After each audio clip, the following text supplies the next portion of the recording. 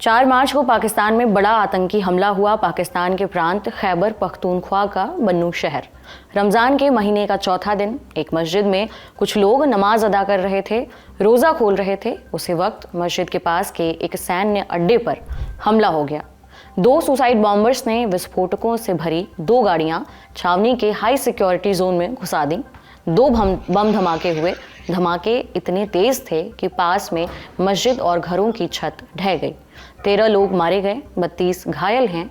धमाकों की वजह से छावनी की बाउंड्री टूट गई। नतीजा, कुछ और आतंकियों ने छावनी में घुसने की कोशिश की। उन पर जवाबी हमला किया गया। पाकिस्तानी सेना के मुताबिक सभी 16 आतंकियों को मार गिराया गया। पाकिस्तान सेना के भी 5 जवान मारे गए। हमले की जिम्मेदारी जैश अल फुरसन नाम के आतंकी संगठन ने ली है। इसे तहरीक-ए-तालिबान पाकिस्तान यानी कि टीटीपी का ही एक फ्रैक्शन माना जाता है। ध्यान रहे, टीटीपी और अफगानिस्तान तालिबान अलग अलग संगठन हैं। दोनों की स्थापना अलग अलग साल में हुई। टीटीपी पाकिस्तान में प्रतिबंधित है, जबकि अफगान तालिबान के साथ पाकिस्तान सरकार के अच्छे संबंध हुआ करते थे, लेकिन अब नहीं रहे। पाकिस्तान लंबे समय से अफगानिस्तान पर आरोप लगा रहा है कि वो तहरीक-ए-तालिबान पाकिस्तान यानी कि टीटीपी जैसे आतंकी गुटों को पनाह दे रहा है। हाल के दिनों में पाकिस्तान में सेना या सिविलियन को निशाना बनाने का ये पहला मामला नहीं था। रमज़ान महीने की शुरुआत अभी 4 दिन पहले हुई थी। तब से पाकिस्तान में ये तीसरा आतंकी हमला था। आज के शो में इसी पर बात करेंगे। इसके बाद आपको ले चलेंगे इजिप्ट, जहां अरब देशों ने एक इमरजेंसी समिट बुलाई थी गजा के पुनर्निर्माण के लिए। डोनाल्ड ट्रंप के प्लान के बरक्स एक नया प्लान पेश किया गया था। इस पर चर्चा हुई। इस प्लान पर इजराइल और अमेरिका की प्रतिक्रिया भी आई है। इन सब पर बात करेंगे, लेकिन पहले अभिवादन स्वीकार कीजिए। नमस्कार, मेरा नाम उपासना है और आप देखना शुरू कर चुके हैं लल्लन टॉप का अंतर्राष्ट्रीय प्रसंगों से जुड़ा रोजाना का कार्यक्रम दुनियादारी। Brought to you by Sensodyne K। बस बैक नहीं आया। SLS पैराफिन और दूध का करंट भी कौन? तो लाइफ का करंट ऑन? कुछ भी। तो ट्राई करके देख ले। Sensodyne K toothpaste for sensitive teeth. साल 2024 में पाकिस्तान में कुल 521 आतंकी हमले हुए। यह आंकड़ा इस्लामाबाद स्थित Pakistan institute for piece studies ने रिपोर्ट किया है। ये 2023 के मुकाबले 70% की बढ़ोतरी है। इन हमलों में कुल 2000 लोगों की जान गई है। फरवरी में पाकिस्तानी थिंक टैंक PICSS ने एक रिपोर्ट छापी थी। इसके मुताबिक जनवरी 2025 में पाकिस्तान में आतंकी हमलों की वजह से 100 से ज़्यादा लोग मारे जा चुके हैं। इनमें से ज़्यादातर हमले खैबर पख्तूनख्वा और बलूचिस्तान प्रांत में हुए हैं। कुछ में बलूचिस्तान अलगाववादियों का हाथ था और कुछ में TTP का। पाकिस्तान आरोप लगाता रहा है कि TTP के आतंकी अफगानिस्तान से ही आ रहे हैं। अफगानिस्तान एक करीबी पड़ोसी था। हमने हमेशा उससे बेहतर रिश्तों की उम्मीद रखी, लेकिन वो अब हमारी बात नहीं सुनते। हम उनसे सिर्फ इतना चाहते हैं कि वो सरहद के करीबी इलाकों में आतंक को फैलने से रोकें। पाकिस्तानी अखबार डॉन की रिपोर्ट के मुताबिक ये सब कुछ पाकिस्तानी आर्मी के चीफ आसिम मुनीर ने 14 जनवरी को कहा था अफगानिस्तान के बारे में।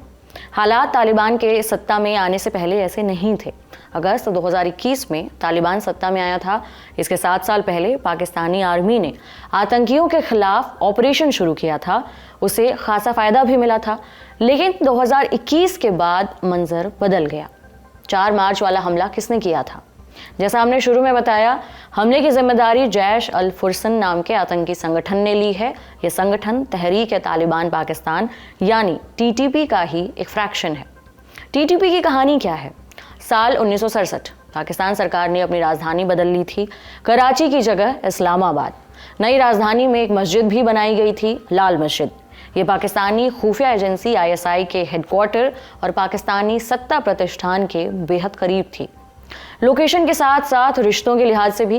लाल मस्जिद के पहले इमाम थे मौलाना मोहम्मद अब्दुल्ला। 1998 में मौलाना अब्दुल्ला काबुल गए। वो अपने छोटे बेटे अब्दुल राशिद को भी साथ ले गए थे। उस समय अफगानिस्तान में तालिबान का राज था।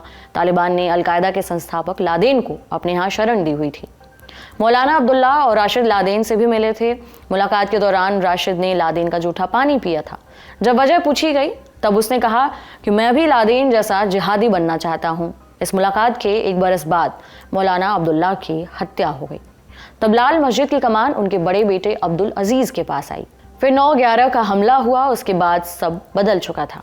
अमेरिका ने अफगानिस्तान में वॉर ऑन टेरर शुरू किया। पाकिस्तान ने अमेरिका का साथ दिया। उसने नॉर्थ वजीरिस्तान में तालिबानियों के खिलाफ ऑपरेशन शुरू किया। तब लाल मस्जिद ने फतवा जारी कर सेना के खिलाफ लड़ने के लिए कहा। यह भी कहा गया कि मरने वालों को शहीद का दर्जा दिया जाएगा। धीरे धीरे लाल मस्जिद की कट्टरता बढ़ती गई। मस्जिद में तालिबानी नेताओं को भी जगह दी जाने लगी। आसपास के इलाकों में शरिया कानून लगा दिया गया। चीनी नागरिकों पर हमले होने लगे। सेना के अधिकारियों की हत्या हुई। कुछ समय तक तो परवेज मुशर्रफ इसे नजरअंदाज करते रहे, लेकिन 2007 में सब्र का बांध टूट गया। 10 जुलाई 2007 को सेना ने ऑपरेशन शुरू किया। इसमें 100 से ज्यादा लोग मारे गए। मरने वालों में अब्दुल राशिद भी था। लाल मस्जिद पर सैन्य आक्रमण ने मामला सुल्तानी की बजाय बैकफायर कर दिया। अब्दुल राशिद को नायक की तरह पूजा जाने लगा। दुनिया भर के आतंकी संगठनों ने उसे आदर्श मान लिया था। लादेन ने एक ऑडियो टेप जारी किया। इसमें उसने राशिद को इस्लाम का हीरो बताया और पाकिस्तान सेना के खिलाफ युद्ध छेड़ने का ऐलान कर दिया। 14 दिसंबर 2007 को वजीरिस्तान में 40 चरमपंथी नेता जमा हुए। उन्होंने पाकिस्तान की सरकार और सेना के खिलाफ मिलकर जंग छेड़ने का ऐलान किया। इन सभी गुटों का समूह कहलाया तहरीक-ए-तालिबान पाकिस्तान यानी TTP। इसका फाउंडर था बैतुल्लाह महसूद। TTP ने अब्दुल राशिद की मौत का बदला लेने की शपथ भी खाई। तब से TTP पाकिस्तान की आवाम, सरकार और सेना के लिए बड़ा खतरा बनकर उभरी है। इस संगठन की मौजूदगी इस बात का उदाहरण भी है कि आतंकवाद को पालने का अंतिम खामियाजा पालने वाले को ही भुगतना पड़ता है। इसका सहज आकलन TTP द्वारा किए गए हमलों की कहानी जानने भर से हो जाएगा। दिसंबर 2007 में पूर्व प्रधानमंत्री बेनजीर भुट्टो की हत्या कर दी गई। उन्हें आत्मघाती हमले में उड़ा दिया गया था। TTP को इसके लिए जिम्मेदार बताया गया। इस दावे की कभी पुष्टि नहीं हो पाई। मार्च 2009 में लाहौर में श्रीलंका की क्रिकेट टीम के बस पर हमला हुआ था। इसमें भी TTP का हाथ था। अक्टूबर 2012 में TTP के आतंकियों ने मलाला यूसुफजई पर गोलीबारी की। हालांकि इसमें मलाला की जान बच गई। दिसंबर 2014 में TTP के 6 आतंकियों ने पेशावर में एक आर्मी स्कूल पर हमला किया। इस हमले में 140 से ज्यादा लोग मारे गए थे। इनमें 132 नाबालिग बच्चे थे। TTP के हमलों की फहरिस्त बहुत लंबी है। इस लिस्ट में सैन्य मुख्यालय, ISI office, naval base, army checkpost, police station, school, polio workers आदि शामिल हैं। जनवरी 2014 में पाकिस्तान के तत्कालीन प्रधानमंत्री नवाज शरीफ ने TTP के साथ बातचीत की पहल की। जून में यह बातचीत फेल हो गई। इसके बाद सेना ने जबरदस्त ऑपरेशन चलाया। इस मुहिम में TTP को भारी झटका लगा। संगठन मिटने के कगार पर पहुंच चुका था। यह सिलसिला 2018 तक जारी रहा। TTP लीडरशिप को भागकर अफगानिस्तान जाना पड़ा। वहां भी उन्हें चैन नहीं मिला। फिर साल आया 2019। अमेरिका ने अफगान तालिबान के साथ बातचीत शुरू की। इसने TTP को सांस लेने का मौका दिया। 2021 में TTP ने पाकिस्तान में हमलों की संख्या अचानक से बढ़ा दी। एक साल में उसने 126 हमले किए थे। रिपोर्ट्स बताती हैं कि TTP के बुरे दिनों में हक्कानी नेटवर्क ने उनकी मदद की थी। हक्कानी नेटवर्क को ISI फंड करती थी। जब अगस्त 2021 में अफगानिस्तान में तालिबान सरकार बनी, उसमें नेटवर्क के मुखिया सिराजुद्दीन हक्कानी को गृह मंत्री बनाया गया।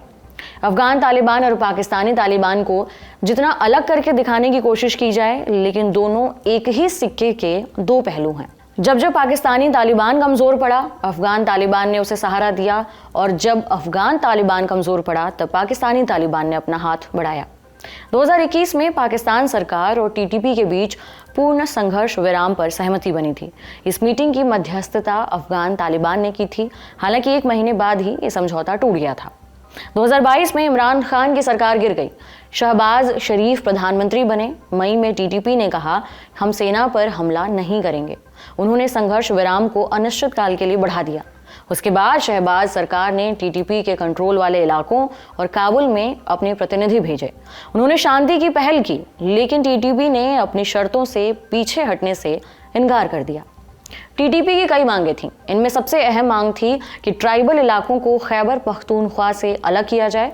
दरअसल 2018 में federally administrated tribal areas FATA को खैबर पख्तूनख्वा में मिला दिया गया। उससे पहले FATA पाकिस्तान का हिस्सा तो था, लेकिन वहां पाकिस्तान के कानून लागू नहीं होते थे। इस इलाके पर अलग अलग कबीलों का शासन हुआ करता था। इसकी सीमा भी अफगानिस्तान से जुड़ी हुई थी। इस वजह से FATA अफगानिस्तान में नेटो के खिलाफ ऑपरेट करने वाले आतंकी संगठनों की सुरक्षित पनाहगाह बन गया था। अफगानिस्तान में वॉर ऑन टेरर की शुरुआत से पहले कई छोटे मोटे चरमपंथी गुट FATA में अकेले अकेले काम कर रहे थे। ये अफगान तालिबान को हर तरह की मदद दिया करते थे। वे आधिकारिक तौर पर उनका हिस्सा नहीं थे, लेकिन उनका मॉडस ऑपरेंडी एक सा ही था। फिर 9/11 का हमला हो गया। अमेरिका के नेतृत्व में नेटो सेनाओं ने अफगानिस्तान में मिलिट्री ऑपरेशन शुरू किया। अफगान तालिबान, अलकायदा और दूसरे चरमपंथी संगठन वहां से भागे। वे बॉर्डर क्रॉस करके FATA में घुसे। उस समय पाकिस्तान में परवेज मुशर्रफ का शासन चल रहा था। अमेरिका ने मुशर्रफ पर दबाव बनाया, पैसे भी दिए, कहा कि अपने यहाँ से आतंकियों को निकालो। तब इतिहास में पहली बार पाक सेना FATA में दाखिल हुई। इससे FATA में काम करने वाले गुटों को धक्का लगा। वहां की जनता भी सरकार से नाराज हुई। चरमपंथी संगठनों ने इस नाराजगी को हवा दी। उन्होंने आम लोगों को लड़ने के लिए उकसाया। जो उनके साथ नहीं आए उन्हें रास्ते से हटा दिया गया। इसके बाद इन गुटों ने आपस में मिलकर पाक आर्मी के खिलाफ लड़ना शुरू किया। इन गुटों के मूल में अफगान तालिबान था। इसके बावजूद इन गुटों ने पाकिस्तानी तालिबान के रूप में अलग पहचान बनाई। 2022 में इमरान खान ने TTP के साथ शांति कायम करने की कोशिश की, लेकिन वो सफल नहीं रही। उसके बाद से TTP ने अपने कई नए संगठन पाकिस्तान में बना लिए हैं और वही इस तरह के हमले करते रहते हैं। उनका मकसद ही पाकिस्तान की सरकार को उखाड़ फेंकना है। हमने पाकिस्तान के हालात समझने के लिए मौजूद वरिष्ठ पत्रकार एजाज सैयद से पूछा, पाकिस्तान में इतने आतंकी हमले क्यों हो रहे हैं? वहां की सरकार इसके लिए क्या कदम उठा रही है? देखिए, पाकिस्तान में एक टेररिज्म अपने पीक के ऊपर है। हिंदुस्तान में हमारे जो साथी हैं अक्सर ये भूल जाते हैं कि हिंदुस्तान आपके साथ एक मुंबई अटैक हुआ है। नहीं होना चाहिए था मुंबई अटैक, बिल्कुल नहीं होना चाहिए था, लेकिन पाकिस्तान में आए रोज मुंबई अटैक, मुंबई तर्ज के अटैक हो रहे हैं। उसकी वजह यह है कि हमारे पड़ोस में अफगानिस्तान है और मिलिटेंट ऑर्गेनाइजेशंस जितनी भी हैं वो अफगानिस्तान में छुपी हुई हैं। अफगानिस्तान के साथ जो बॉर्डरिंग प्रोविंस है पाकिस्तान का, 2 प्रोविंस है पाकिस्तान के जो बॉर्डरिंग है अफगानिस्तान को, एक है बलूचिस्तान और दूसरा है खैबर पख्तूनख्वा। दोनों में जो मिलिटेंट ऑर्गेनाइजेशंस हैं वो मौजूद हैं और वो रिफ्यूज लेती हैं अफगानिस्तान के अंदर जाके, क्योंकि अफगानिस्तान में भी कई ऐसे एरियाज हैं जो कि अफगान तालिबान के कंट्रोल में भी बाजुकात नहीं आते। क्या पाकिस्तान सरकार और TTP के बीच 2022 जैसा कोई संघर्ष विराम हो सकता है? देखिए, सीज फायर तो उस वक्त होगा जब दोनों के दरमियान, यानी कि हुकूमत पाकिस्तान के दरमियान, पाकिस्तान की सरकार के दरमियान और कालदम TTP या डिफंक्ट और बैंड TTP के दरमियान कोई बातचीत होगी। अभी तो बातचीत नहीं हो रही है, अभी तो लड़ाई हो रही है। और खाली TTP नहीं है, कुछ और मिलिटेंट ग्रुप्स भी हैं, वो भी इस सारे खेल में शामिल हो चुके हैं। अब अन्य खबरों का रुख करते हैं। एक अन्य प्रमुख खबर इजराइल फिलिस्तीन विवाद से जुड़ी है। 4 मार्च को अरब देशों ने एक इमरजेंसी समिट बुलाई थी इजिप्ट की राजधानी कैरो में। इस समिट में इजिप्ट ने गजा के पुनर्निर्माण के लिए एक प्लान पेश किया। पहले समिट में मौजूद खास नाम जान लीजिए, फिर प्लान के बारे में बताएंगे। समिट में थे फिलिस्तीन के राष्ट्रपति महमूद अब्बास, यूनाइटेड नेशंस के secretary general Antonio Guterres, Qatar के अमीर तमीम बिन हमद बिन खलीफा अल थानी, सऊदी अरब के विदेश मंत्री फैसल बिन फरहान, UAE के उपराष्ट्रपति शेख मंसूर बिन जायद अल नहयान, सीरिया के नए राष्ट्रपति अहमद अल शरा। इन सबकी मौजूदगी में गजा पुनर्निर्माण के लिए $53 बिलियन यानी करीब करीब 4,61,000 करोड़ रुपए का प्लान पेश किया गया, जो 2030 तक पूरा होगा। प्लान का पहला चरण 6 महीने का है। इसमें सुरक्षा को ध्यान में रखते हुए गजा में मौजूद विस्फोटक हटाए जाएंगे। उसके बाद इजराइल की बमबारी के बाद बचे करीबन 50 मिलियन टन मलबे को हटाया जाएगा। सड़कों की सफाई के बाद वहां करीबन 2 लाख अस्थायी घर बनाए जाएंगे और करीबन 60,000 टूटे हुए घरों की मरम्मत की जाएगी। दूसरा चरण जो गजा के लॉन्ग टर्म डेवलपमेंट के मद्देनजर है, इसमें 2 साल का वक्त लगेगा। इस दौरान करीबन 4 लाख परमानेंट घर बनाए जाएंगे। साथ ही गजा में एक सी पोर्ट और इंटरनेशनल एयरपोर्ट का निर्माण होगा। इस प्लान के तहत धीरे धीरे गजा के लोगों के लिए मूलभूत जरूरत जैसे कि पानी, मोबाइल सर्विस और बिजली की सुविधा रिस्टोर की जाएगी। समिट के दौरान UN चीफ एंटोनियो गुटेरेस ने कहा कि यह प्लान फिलिस्तीनियों के विस्थापन के सख्त खिलाफ है।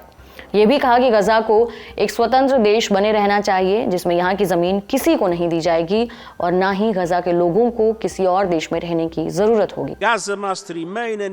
गजा एक लोकतांत्रिक और संप्रभु फिलिस्तीन का अभिन्न अंग बना रहना चाहिए। हमें इसका ध्यान रखना होगा कि फिलिस्तीनियों का विस्थापन हर हाल में रोका जाए और उनका अपनी ज़मीन पर हक महफूज रहे। गजा और वेस्ट बैंक, जिसमें पूर्वी यरूशलेम भी शामिल है, इन सबको एकजुट होना चाहिए। ये राजनीतिक और आर्थिक एकजुटता फिलिस्तीनी अथॉरिटी के अंतर्गत होना चाहिए और ये फिलिस्तीन की आवाम को मंजूर भी होना चाहिए। प्लान का तीसरा और आखिरी चरण 2.5 साल का होगा। इसमें गजा में संचालन और मैनेजमेंट काउंसिल बनाया जाएगा जो देश की अंतरिम सरकार की आर्थिक मदद करेगा। प्लान के मुताबिक हमास की बजाय गजा को स्वतंत्र फिलिस्तीनी टेक्नोक्रेट्स का एक ग्रुप लीड करेगा जो गजा में मानवीय सहायता को सुनिश्चित करेगा और आगे चलकर फिलिस्तीन अथॉरिटी यानी कि पीए को सरकार बनाने के लिए रास्ता साफ करेगा। इजिप्ट ने अपने फिलिस्तीनी भाइयों के साथ एक प्रशासनिक समिति का गठन किया है। इसमें स्वतंत्र फिलिस्तीनी पेशेवर और टेक्नोक्रेट्स को शामिल किया गया है। इन्हें अपने तजुर्बे के आधार पर गजा पट्टी के प्रशासन को संभालने की जिम्मेदारी दी गई है। ये समिति राहत कार्यों की निगरानी करेगी और कुछ समय तक गजा पट्टी के मामलों को संभालने का काम करेगी। इससे गजा पट्टी में फिलिस्तीनी प्रशासन की वापसी का रास्ता तैयार हो सकेगा।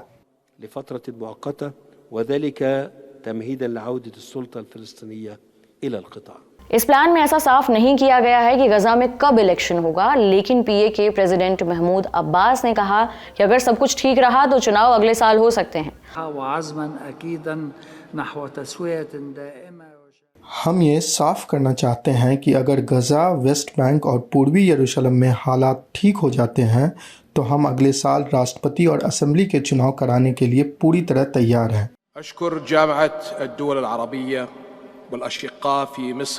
हमने इस प्लान के सिलसिले में बिट्स लॉ स्कूल में पॉलिटिकल साइंस के प्रोफेसर डॉक्टर मुश्ताक हुसैन से बात की। पूछा कि क्या इस प्लान में हमास के खात्मे पर आम सहमति बनेगी। जंग खत्म होने के बाद गजा में गवर्नेंस किसके हाथ में रह सकता है? देखिए, अगर सिर्फ इजिप्ट का पर्सनल ओपिनियन, खासकर उनके जो राष्ट्रपति हैं एल-सीसी, उनका पर्सनल ओपिनियन देखा जाए तो वो ये चाहेंगे कि हमास का कोई मेजर रोल ना रहे। यही कारण है कि जिस तरह ये जो प्लान पेश किया गया है उसमें हमास का नाम मेंशन नहीं किया गया है। और फिर जब अरब लीग ने भी अपने इमरजेंसी सेशन में एल-सीसी के इस प्लान को अडॉप्ट किया, उन्होंने भी हमास का नाम नहीं किया है। उन्होंने सिर्फ ये कहा है कि जो भी अड़चने आएंगी जिसमें मिलिटेंट ग्रुप शामिल होंगे उसको हम डील करेंगे, लेकिन उसका परमानेंट सोल्यूशन होगा कि कोई पॉलिटिकल सोल्यूशन निकाला जाए, 2 स्टेट सोल्यूशन। तो वो अपने उस एक ही प्लान के अंदर वो हर तरफ की पार्टीज के इसको अपने साथ लाने की कोशिश कर रहे हैं। वो अभी हमास को भी पूरी तरह से साइडलाइन नहीं करना चाहते क्योंकि उन्हें पता है कि हमास रेजिस्ट करेगा। वो बाकी ग्रुप्स को भी साथ लेके आना चाहते हैं जो ये चाहते हैं कि 2 स्टेट सोल्यूशन बने जिसमें बहुत सारे अरब देश आते हैं।